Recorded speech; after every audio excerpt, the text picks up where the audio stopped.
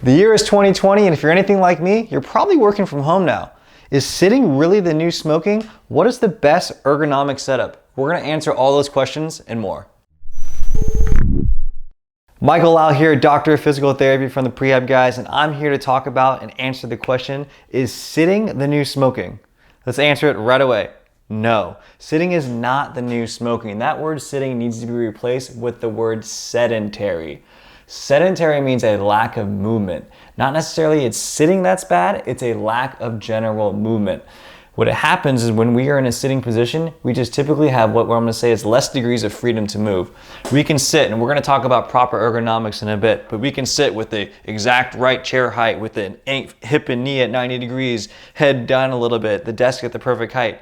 But even if we have the exact perfect ergonomic setup, if we maintain this perfect posture with my chin tucked and my shoulders back for 8 hours straight, I guarantee I'm gonna be sore and hurting and some pain and discomfort. The goal is to stay moving, and that's actually where sit-to-stand desks are really valuable. I bought this one from Autonomous AI, and I wanna rewind a little bit. It's not necessarily that also standing is automatically better than sitting. If I stood, I don't want to go to a standing position. If I stood in the perfect posture, chest forward, eyes down, everything like that, if I stood in this position for 8 hours, I'd be pretty dang sore too. The thing about standing though is just what you saw, as you move more when you're standing. You're constantly shifting your weight from one foot to the other, leaning on the table, taking a call here. I also have a stool, which I'll show you later. Having a stool is really nice. When you bring a stool over, is that when you put your foot on something, it forces you to adjust your weight when you have a stool that you can put your foot on. So again, standing just gives you more degrees of freedom. You may be at your desk, you're taking a little standing breaks, you're doing a little stretch because you can move more when you're standing. So that's the real benefit of a sit-to-stand desk, is that it gives you more movement options. When I'm working at home, I may stand for an hour or two, and again, I'm moving, and then guess what? My feet start to get sore. That's normal because you're standing now and you're putting more pressure through your feet. So then I'll go back, and I'll just go back to my sitting position. Again, the goal is that we're constantly changing positions as best we can throughout the day. Now, what if you don't have a sit-to-stand desk and you can't make those changes? Well, maybe you set a goal for yourself where every 30 minutes, I'm gonna get up and do some exercises. Or maybe it's even simpler than that. You're at the office. Every 30 minutes, I'm gonna go up and talk to Sally over there in that cubicle and just check in for 30 seconds. Or I'm gonna go grab a drink of water, and instead of putting water on the desk, when I get thirsty, because I can't, I'm not good about setting a 30-minute timer, I'm gonna have to go to the water fountain over there. Or I'm gonna have to go to the bathroom or take a lap around the office. But if you do wanna do some exercises, we're gonna go over some of those right now and things that you can do.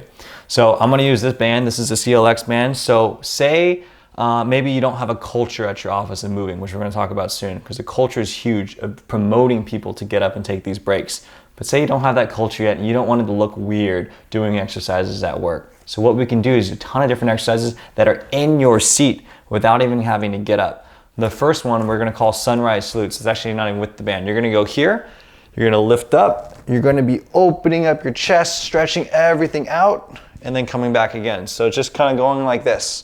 So from the side, and again, you notice I'm not back up anymore. I'm gonna be here, and I'm gonna be opening up like this. You can maybe do 5 of these, and then you're good. That's gonna be number 1. Number 2, you're gonna use a band. Again, this is a CLX band. These are very cheap. You're just gonna hold the band, and you're just gonna pull it apart and opening up your chest. And again, I'm thinking of squeezing my shoulder blades back to initiate that movement.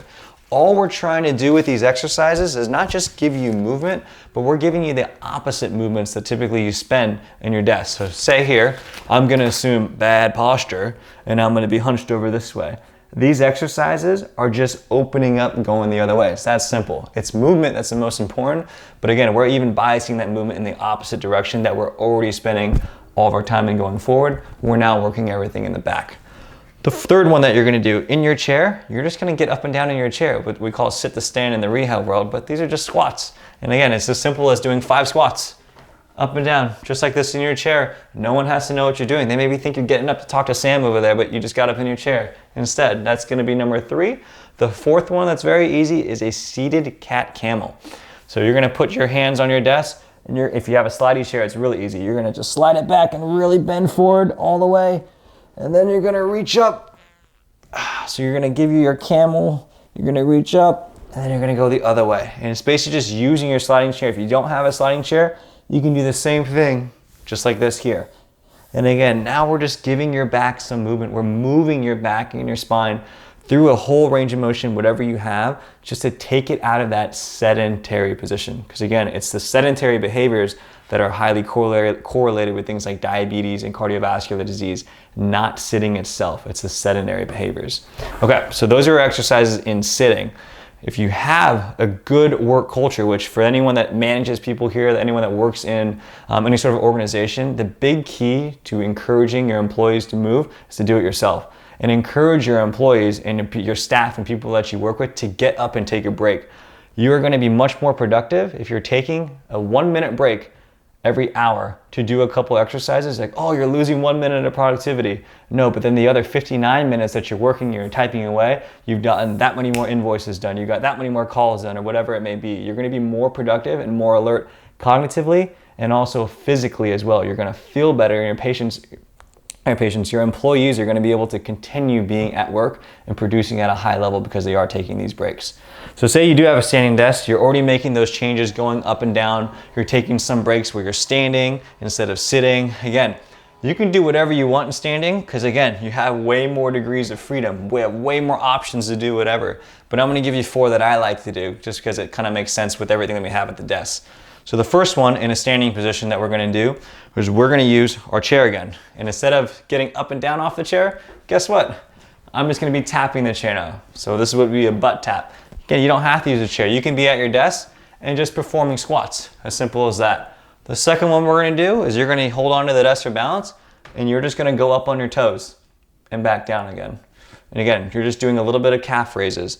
For everything, we're just going to call it 5 reps. Again, the goal is not to get bigger calves or get bigger quads. The goal is just to get you moving, get your blood flowing a little bit, get your brain off that work a little bit so you can come back to it and be more mentally there when you come back. Okay, the third one is a hip flexor stretch. And I like to use the chair for this. So we already have the chair that's going to be behind us if we're in a standing position. What we're going to do is you're going to put one foot on it. This front leg, you're going to point it directly ahead of myself. A lot of people are going to like to point the toes or the foot out to the side. You're going to make sure your toes are pointed straight ahead. You're going to pretend like you have a tail behind you. You're going to try to tuck that tail between your legs. This is what's called a posterior pelvic tilt. So if I tuck my tail, I'm basically going to be kind of opening up the front side of my hip. If you can imagine tucking my tail this way, I'm going to hold that tuck, and that usually you hold it by squeezing your glute.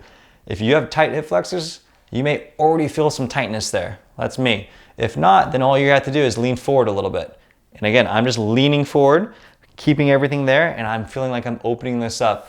And for this, it's not necessarily a stretch. Remember, we're gonna say it's movement.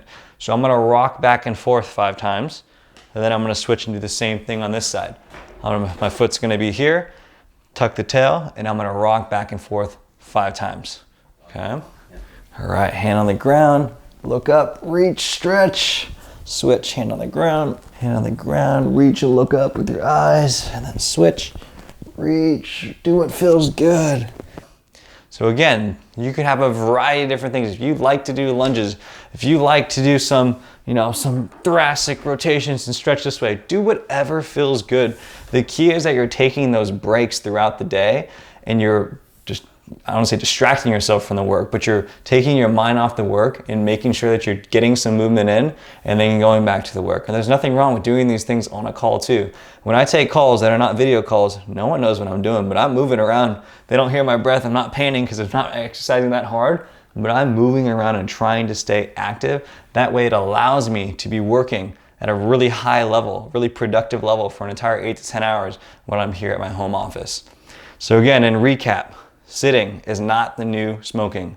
It's sedentary behavior. Having a sit-to-stand desk like this is amazing. Having a chair like this, I didn't even talk about the chair, but having all the different things that you can adjust on a chair, it really does help. An ergonomic evaluation, which many corporations are doing, they are the first step and they help. But understand that an ergonomic evaluation, the perfect chair and the perfect desk isn't everything. It's the mindset that you need to stay moving that is the most important. Between you, your employees, your coworkers, you have to stay moving. You can't just grind for 8 hours straight in any position. You have to stay moving and fluid. With that, keep working from home. Hopefully everyone's working from home right now, doing things, staying active, staying moving, and we'll see you next week.